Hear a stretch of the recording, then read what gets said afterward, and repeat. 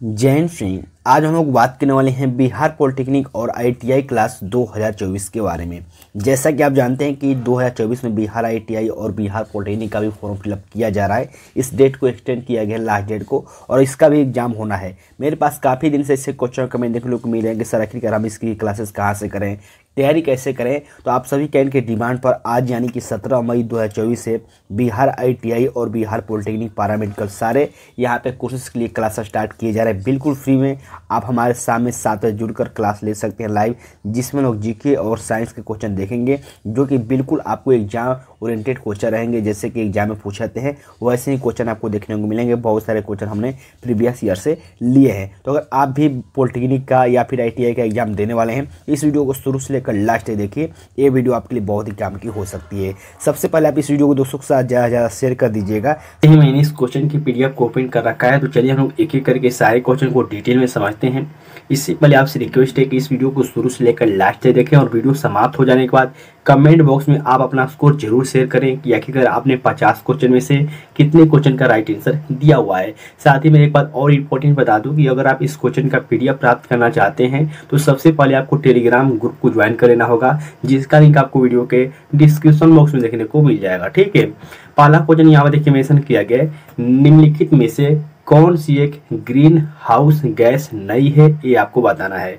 यानी कि जो ऑप्शन दिया गया है इसमें से 3 ऐसे ऑप्शन होंगे जो कि ग्रीन हाउस गैस होंगे और एक ऐसा ऑप्शन दिया गया है जो कि नहीं है। ठीक है, जब भी आप क्वेश्चन पढ़िएगा यहाँ पे अच्छे से पढ़ना है, क्योंकि बहुत सारे कैंडिडेट पढ़ते समय नहीं वाला सेक्शन छोड़ देते हैं और यहाँ पे गलती कर बैठते हैं। तो यहाँ पूछा गया है कौन सा ग्रीन हाउस गैस नहीं है। ठीक है, तो आपको ये जानने के लिए सबसे पहले आपको ये याद होना चाहिए कि ग्रीन हाउस गैस होती कौन कौन सी है। ठीक है, तो देखिए ग्रीन हाउस गैस के अंतर्गत carbon dioxide, methane, nitrous oxide या फिर क्लोरोफ्लोरोकार्बन, ये सब ग्रीन हाउस गैस है। ठीक है, यहाँ से आपको छांटना ही कौन सा नहीं है, तो इसका जो राइट आंसर हो जाएगा ये हो जाएगा कार्बन मोनोऑक्साइड। ठीक है, देखिए जो कार्बन डाइऑक्साइड है ये भी आपको ग्रीन हाउस गैस है, जल वाष्प भी है, नाइट्रस ऑक्साइड भी है। इसके अलावा आपको क्लोरोफ्लोरोकार्बन भी ये आपको ग्रीन हाउस गैस के अंतर्गत आता है। तो हमको नहीं वाला बताना था, जो इसका राइट आंसर हो जाएगा कार्बन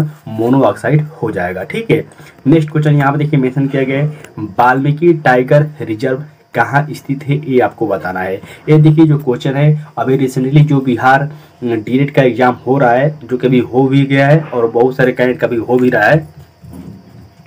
तो देखिए जो ये क्वेश्चन है वाल्मीकि टाइगर रिजर्व, अभी रिसेंटली जो बिहार डीएलएड का एग्जाम हुआ है उस एग्जाम में इस क्वेश्चन को पूछा गया है कि वाल्मीकि टाइगर रिजर्व कहाँ है, और वहाँ पे जो ऑप्शन था, जैसे कि इसका जो राइट आंसर हो जाएगा ये हो जाएगा पश्चिमी चंपारण, जो कि बिहार में पड़ता है। ठीक है, लेकिन जो डीएलएड में क्वेश्चन दिया गया था आपको बिहार में 2 जिले के नाम दे दिया गया था, एक पूर्वी चंपारण और एक पश्चिमी चंपारण। ठीक है, और बहुत सारे कैंडिडेट सिर्फ बिहार याद किए हुए हैं कि वाल्मीकि टाइगर रिजर्व जो है बिहार में स्थित है, लेकिन आपको ये भी बात याद होना चाहिए कि ये पूर्वी चंपारण में है या फिर पश्चिमी चंपारण में। ठीक है, तो यहाँ पे जब दोनों ऑप्शन दे देता है तो बहुत सारे कैंडिडेट को कंफ्यूजन हो जाते हैं, इसलिए आपको याद रखना है कि पश्चिमी चंपारण में ये वाल्मीकि टाइगर रिजर्व है। ठीक है, इस बात जैन सिंह। देखिए आज हम लोग बात करने वाले हैं बिहार पॉलिटेक्निक प्रवेश परीक्षा 2024 के बेस्ट बुक के बारे में, जो कि चस्सू प्रकाशक द्वारा पब्लिश की गई है। और देखिए संपूर्ण गाइड बुक है जो कि आपके एग्जाम के दृष्टि से बहुत ही इंपॉर्टेंट हो सकती है, क्योंकि पूर्णतः न्यू पैटर्न पर इस बुक को तैयार किया गया है, जो कि चस्सू प्रकाशक द्वारा पब्लिश की गई है,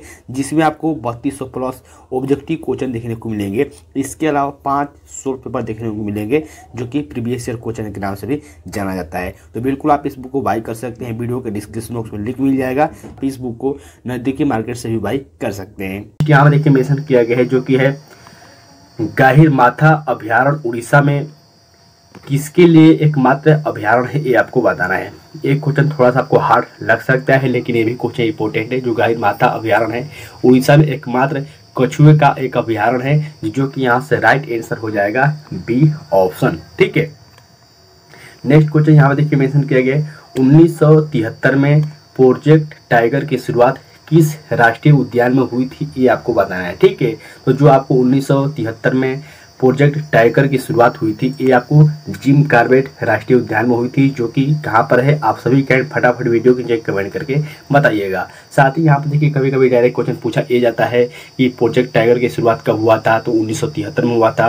कभी कभी आपको पूछा जाता है कि प्रोजेक्ट एलिफेंट यानी कि प्रोजेक्ट हाथी का शुरुआत कब हुआ था, तो ये आपको 1992 में हुआ था। ठीक है, तो इन सारे पॉइंटों को याद रखिएगा, यहाँ से भी डायरेक्ट क्वेश्चन बनते हैं।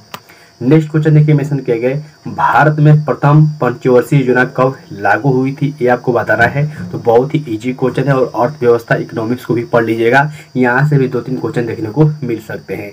तो भारत में जो प्रथम पंचवर्षीय योजना लागू हुआ था, ये हुआ था 1951 ईस्वी में, जो कि इसका मॉडल था ये हेराल्ड डोवर मॉडल था, जो कि कभी कभी इसका मॉडल भी पूछ लिया जाता है।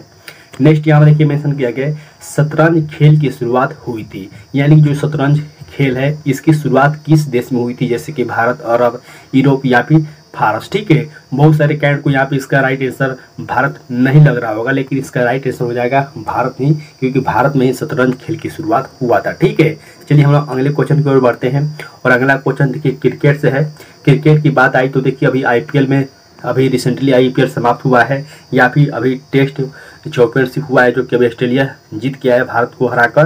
तो इन सारे पॉइंटों को याद रखिएगा, करंट अफेयर से जोड़कर इस क्वेश्चन को भी पूछा जा सकता है। ठीक है, इस क्वेश्चन के बारे में बात करें जो कि पूछा गया है कि T20 अंतर्राष्ट्रीय पुरुष विश्व कप मैच में निम्न गेंदबाज में से किस गेंदबाज ने एक ही ओवर में लगातार 6 छक्के मारे गए थे, यानी कौन से गेंदबाज पर 6 छक्के मारे गए थे। तो आप सभी कैड ने देखा होगा वर्ल्ड कप जो कि T20 हुआ था, जिसमें युवराज सिंह ने स्टूड ब्रॉड के गेंद पर 6 छक्के मारे थे। ठीक है, तो आपको यहाँ पे गेंदबाज का नाम बताना है, इसीलिए इसका राइट आंसर हो जाएगा सी ऑप्शन। अगर बल्लेबाज का नाम बताना होता तो युवराज सिंह हो जाता है।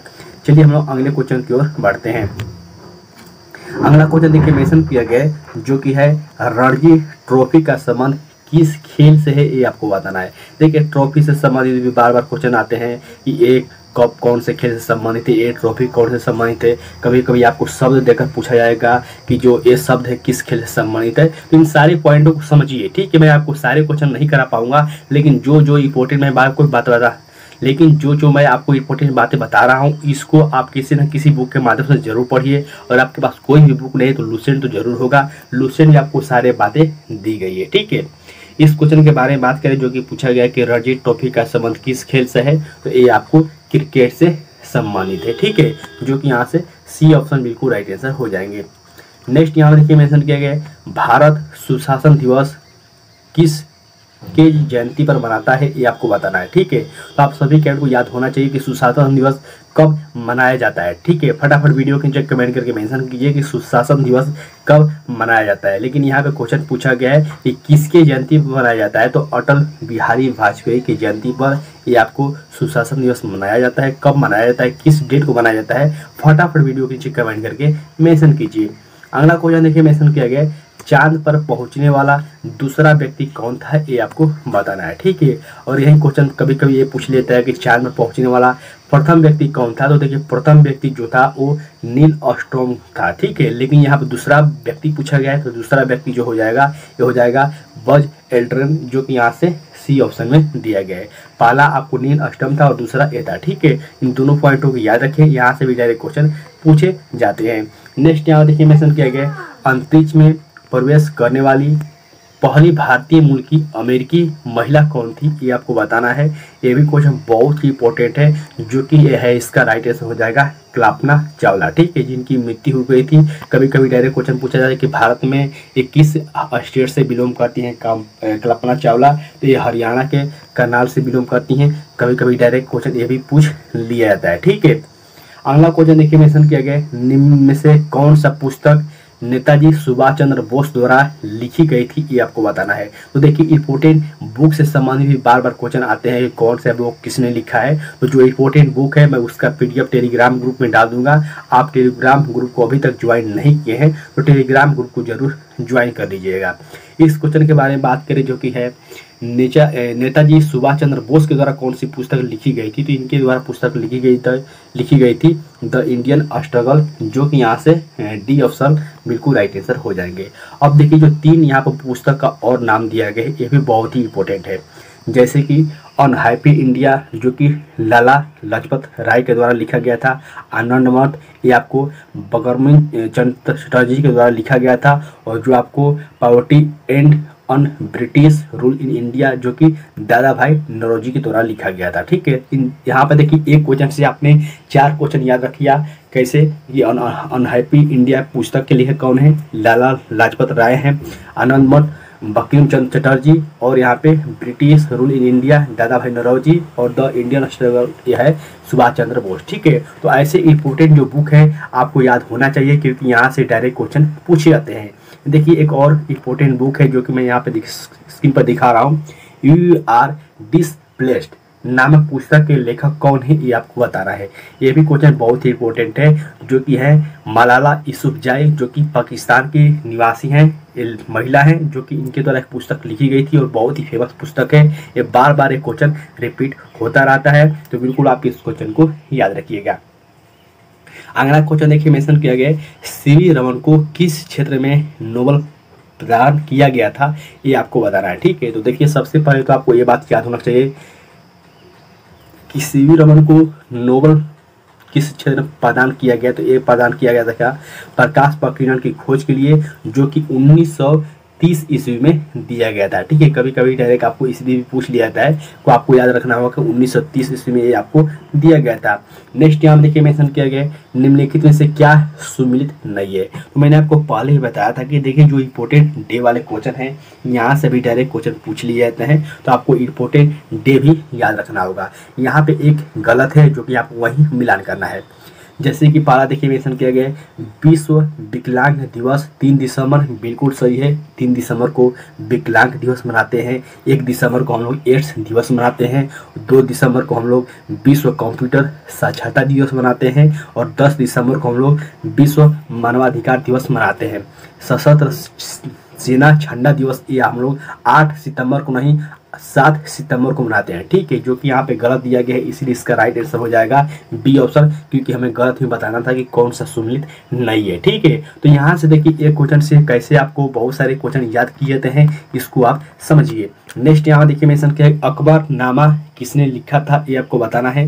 ये भी बहुत ही फेमस पुस्तक है जो कि बार बार रिपीट होता रहता है कि जो अकबरनामा है किसने लिखा है। तो ये आपको अब्दुल फजल के द्वारा लिखा गया था, जो कि यहाँ से सी ऑप्शन बिल्कुल राइट आंसर हो जाएंगे इस क्वेश्चन के।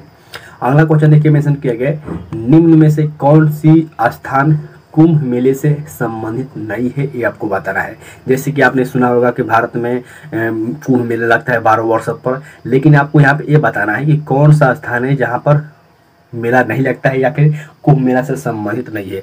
तो हरिद्वार में बिल्कुल लगता है, नासिक में भी लगता है, उज्जैन में भी लगता है, लेकिन पुरी जो कि उड़ीसा में है यहाँ पर कोई भी कुंभ मेला नहीं लगता है या फिर कोई भी यहाँ पे कुंभ मेले से संबंधित यह स्थान नहीं है। इसलिए इसका जो राइट आंसर हो जाएगा ये हो जाएगा पुरी। ठीक है, चलिए हम लोग अगले क्वेश्चन की ओर बढ़ते हैं।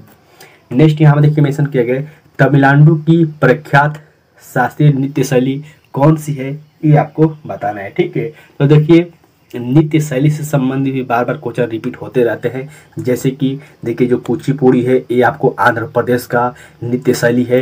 जो कथक है ये आपको उत्तर प्रदेश का है। और यही कथकली हो जाता है तो कथकली आपको केरल का हो जाता है और कथक ये उत्तर प्रदेश का हो जाता है। ठीक है, और यहाँ पर जो भारतनाट्यम है ये आपको तमिलनाडु का है। ठीक है, और जो मोहिनीअट्टम है ये भी आपको केरल का है। ठीक है, मैं फिर से रिपीट करता हूँ, भारतनाट्यम ये तमिलनाडु का है, कुचिपुड़ी आंध्र प्रदेश का है, कथकली ठीक है कथकली और मोहिनीअट्टम केरल का है, लेकिन जो कथक है ये आपको उत्तर प्रदेश का है। ठीक है, तो इन सारे पॉइंटों को आप याद रखिएगा, यहाँ से भी क्वेश्चन पूछे जाते हैं।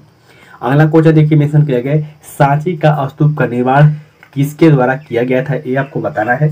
तो जो सांची का निर्माण किया गया था ये आपको सम्राट अशोक के द्वारा किया गया था, जो कि यहाँ से सी ऑप्शन बिल्कुल राइट आंसर हो जाएंगे। कभी कभी डायरेक्ट क्वेश्चन ये पूछा जाता है कि कौन से नोट पर सांची का स्तूप है, तो फटाफट वीडियो के नीचे कमेंट करके ये बातें मेंशन कीजिए। साथ ही आप वीडियो के नीचे कमेंट ये भी मेंशन कीजिए कि अशोक जेठोय कौन से वन से संबंधित है, फटाफट वीडियो के नीचे कमेंट करके मेंशन कीजिए। ठीक है, नेक्स्ट यहाँ पर देखिए मेंशन किया गया है हिमाऊ नामा की रचना किसने किया था ये आपको बताना है।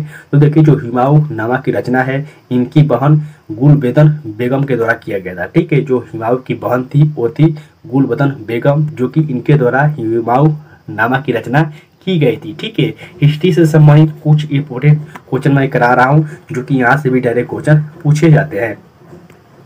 नेक्स्ट यहाँ देखिए मेंशन किया गया रणथंभौर क्या था, ये आपको बताना है। रणथंभौर क्या था, ऑप्शन देख सकते हैं, एक मुगल महल या फिर राजपूत दुर्ग या फिर यहाँ पर खिजों की राजधानी या फिर बौद्धों की तीर्थ यात्रा का केंद्र। ठीक है, तो आपको याद रखना होगा कि जो रणथंभौर था एक राजपूत दुर्ग था, जो कि यहाँ से बी ऑप्शन बिल्कुल राइट आंसर हो जाएंगे इस क्वेश्चन की। अगला क्वेश्चन देखिए मेंशन किया है, किसने कहा था मनुष्य एक सामाजिक प्राणी है, ये आपको बताना है। किसने कहा था, यानी कि जो आपको वाक्य होते हैं जो कि महापुरुष हैं जो कि कुछ न कुछ कहे होते हैं, ऐसे भी क्वेश्चन बार बार रिपीट होते रहते हैं।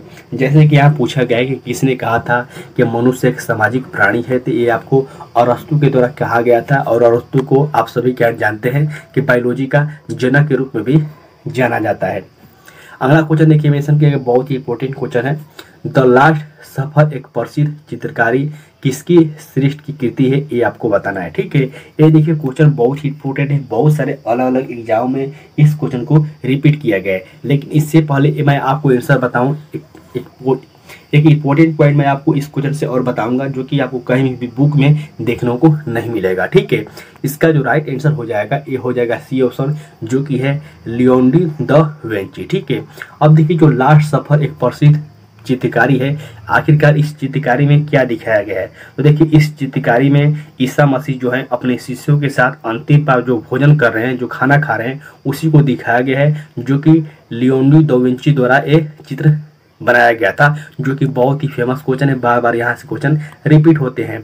नेक्स्ट यहाँ देखिए मेंशन किया गया है, राज्य भूमि सुधार संविधान के किस भाग के अंतर्गत है, ये आपको बताना है। ठीक है, तो देखिए जो राज्य भूमि सुधार संविधान के किस भाग के अंतर्गत है, तो ये आपको 9वीं अनुसूची के अंतर्गत आता है, जो कि प्रथम संविधान संशोधन किया गया था 1951 ईस्वी में, जो कि आप सभी क्या जानते हैं। तो जो राज्य भूमि सुधार है ये आपको 9वीं अनुसूची से संबंधित है। ठीक है, अब देखिए अनुसूची से संबंधित आपको सारा पॉइंट याद होना चाहिए। अभी 12 अनुसूची है, तो 12 अनुसूची में कौन सा अनुसूची में क्या है, जैसे कि 8वां में है भाषा, 10वां में है दल बदल कानून, तो ऐसे करके आपको सारे पॉइंट याद होना चाहिए, कौन से अनुसूची में क्या है, ये बातें आपको याद होना चाहिए। नेक्स्ट यहाँ में देखिए मेंशन किया गया है, भारतीय लोकतंत्र के आदर्शों को हम संविधान में कहाँ देख सकते हैं, ये आपको बताना है। ठीक है, तो जो हमारा भारतीय लोकतंत्र का आदर्श है ये हम संविधान के प्रस्तावना में देख सकते हैं, जो कि बहुत यहाँ पे हमारा प्रस्तावना इंपॉर्टेंट हो जाता है, महत्वपूर्ण हो जाता है, जो कि यहाँ से ये ऑप्शन बिल्कुल राइट आंसर हो जाएंगे इस क्वेश्चन के। नेक्स्ट क्वेश्चन यहाँ देखिए मेंशन किया गया है, भारतीय संविधान किस उम्र तक के बच्चों को निःशुल्क एवं अनिवार्य शिक्षा देता है, ये आपको बताना है। देखिए ये भी क्वेश्चन बहुत ही इंपॉर्टेंट है, बार बार क्वेश्चन रिपीट होता रहता है कि भारतीय संविधान के अनुसार कितने वर्ष तक बच्चों को निःशुल्क यानी कि फ्री में पढ़ाना है। तो इसका जो राइट आंसर हो जाएगा ये हो जाएगा बी ऑप्शन, जो कि दिया गया 14 वर्ष। आप सभी कैडेट को मालूम होगा कि 6 से 14 वर्ष के जितने भी बच्चे हैं उनको निःशुल्क शिक्षा प्रदान करने का ये आपको भारतीय संविधान के अनुसार ये नियम है। ठीक है, जो कि यहाँ से बी ऑप्शन बिल्कुल राइट आंसर हो जाएंगे इस क्वेश्चन के। नेक्स्ट यहाँ देखिए मेंशन किया गया, इनमें से किस मूल अधिकार को 44वां संविधान संशोधन के द्वारा हटा दिया गया था। तो आप सभी कैड जानते हैं कि संपत्ति का जो अधिकार है 44वां संविधान संशोधन के द्वारा ये हटा दिया गया था, जो कि ये संविधान संशोधन कब हुआ था, तो 1978 ईस्वी में ये संविधान संशोधन किया गया था। ठीक है, नेक्स्ट यहाँ देखिए मेंशन किया गया, भारतीय संसद कैसा है, एक सदनीय है, 2 सदनीय है या फिर 3 सदनीय है या फिर इनमें से कोई नहीं। तो आप सभी कैड जानते हैं कि जो भारतीय सदनीय है ये 2 सदनीय है। कैसे, तो आप सभी कैड को ये मालूम होना चाहिए कि राज्यसभा और लोकसभा। ठीक है, कभी कभी आपको ये भी पूछा जाता है कि कौन सा निम्न सदन है, कौन सा उच्च सदन है। तो आपको याद होना चाहिए कि जो राज्यसभा है ये आपको जो आपको राज्यसभा है ये आपको उच्च सदन है, और जो आपका लोकसभा है ये आपको निम्न सदन है। ठीक है, तो आपको ये बात भी याद होना चाहिए। यहाँ से एक पॉइंट और मैं बता दूं, कभी कभी बहुत सारे कैडेट को ये कन्फ्यूजन हो जाता है कि संसद, लोकसभा, राज्यसभा किस अनुच्छेद के अंदर आता है। तो आप एक ट्रिक याद कर लीजिएगा, सरला। ठीक है, एक ट्रिक है जो कि है सरला। स से हो जाएगा संसद, जो कि 79 अनुच्छेद में है। रस हो जाएगा राज्यसभा जो कि 80 अनुच्छेद में है, और लस हो जाएगा लोकसभा जो कि 81 अनुच्छेद में है। ठीक है, तो इन तीनों अनुच्छेद को याद रखिएगा, और आपको जब याद ना हो तो आप याद रखिएगा। ठीक, सरला स से हो जाएगा संसद जो कि 79 अनुच्छेद में है संसद, और रस हो जाएगा राज्यसभा जो कि 80 में है, और लस हो जाएगा लोकसभा जो कि 81 में है। ठीक है, तो इन सारे पॉइंटों को याद रखिए, यहाँ से डायरेक्ट क्वेश्चन पूछे जा सकते हैं। अगला क्वेश्चन देखिए मेंशन किया गया है, भारत में प्रथम आम चुनाव और प्रथम संविधान संशोधन किस वर्ष किया गया था, ये आपको बताना है। तो मैंने आपको बताया कि जो प्रथम संविधान संशोधन किया गया था ये आपको 1951 ईस्वी में किया गया था, और इसी संविधान संशोधन के द्वारा 9वीं अनुसूची में आपको जोड़ा गया था राजस्व भूमि सुधार से संबंधित। ठीक है, इन सारे पॉइंटों को आप याद रखें। जितने भी मैं आपको क्वेश्चन करा रहा हूँ सारे इंपॉर्टेंट है, और इसका PDF आपको टेलीग्राम ग्रुप में देखने को मिल जाएगा। अगला क्वेश्चन देखिए मेंशन किया गया, सूर्य का लगभग 70% भाग निम्नलिखित में से किसका बना होता है, ये आपको बताना है। तो जो आपका सूर्य का लगभग 70% भाग होता है ये आपको हाइड्रोजन का बना होता है, जो कि यहाँ से डी ऑप्शन बिल्कुल राइट आंसर हो जाएंगे। नेक्स्ट यहाँ देखिए मेंशन किया गया, विश्व के भूगोल का संस्थापक कौन था, ये आपको बताना है। या फिर कभी कभी डायरेक्ट क्वेश्चन इसको ऐसे भी पूछ लिया जाता है कि विश्व भूगोल का पिता किसे कहा जाता है, कभी कभी डायरेक्ट क्वेश्चन ऐसे भी पूछे जाते हैं। ठीक है, इसका जो राइट आंसर हो जाएगा ये हो जाएगा बी ऑप्शन जो कि है इरोस्टोनिज, जो कि यहाँ से बी ऑप्शन में दिया गया है। जो हेरोडोटस है यहाँ पे देखिए डी ऑप्शन में हेरोडोटस, जो कि ये इतिहास का जनक या फिर कह सकते हैं हिस्ट्री का फादर माना जाता है, जो कि यहाँ से कभी कभी ये भी क्वेश्चन पूछ लिए जाते हैं। ठीक है, इतिहास के पिता, भूगोल के पिता, भौतिकी के पिता, यानी कि ऐसे जो जनक वाले क्वेश्चन है बार बार रिपीट होते रहते हैं। ठीक है, नेक्स्ट यहाँ पे देखिए मेंशन किया गया किस ग्रह को हम लोग संध्या का तारा के नाम से जानते हैं, ये आपको बताना है।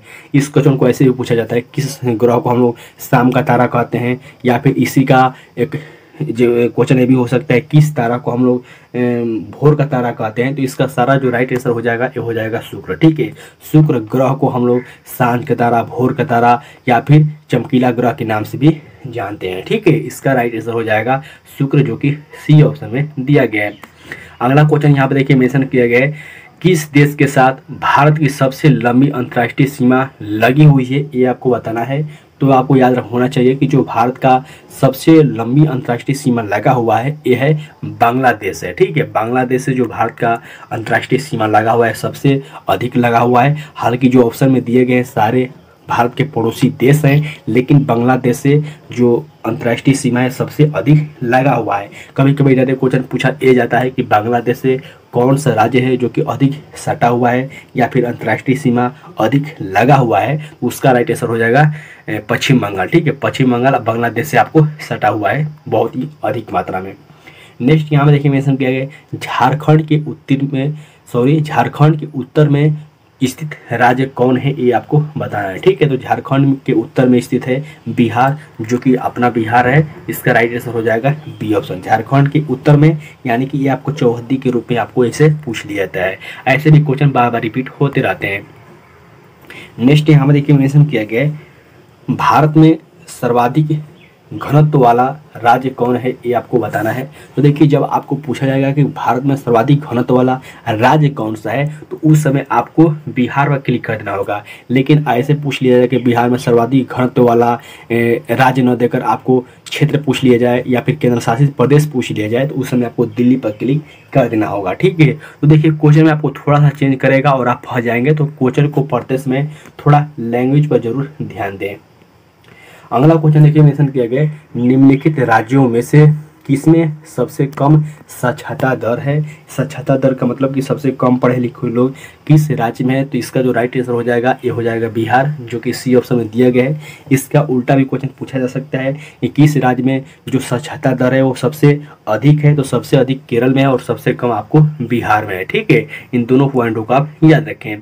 नेक्स्ट यहाँ देखिए मेंशन किया गया, प्राणी जगत का सबसे बड़ा संघ जिसमें कीट भी सम्मिलित होते हैं वो कौन सा है। तो बहुत ही कॉमन क्वेश्चन है, प्राणी जगत का जो सबसे बड़ा संघ है वो है आपको ऑर्थोपोडा। हालांकि बायोलॉजी से क्वेश्चन बहुत ही कम आते हैं, लेकिन 2-3 क्वेश्चन आपको बायोलॉजी से ITI के एग्जाम में देखने को मिल ही जाएंगे।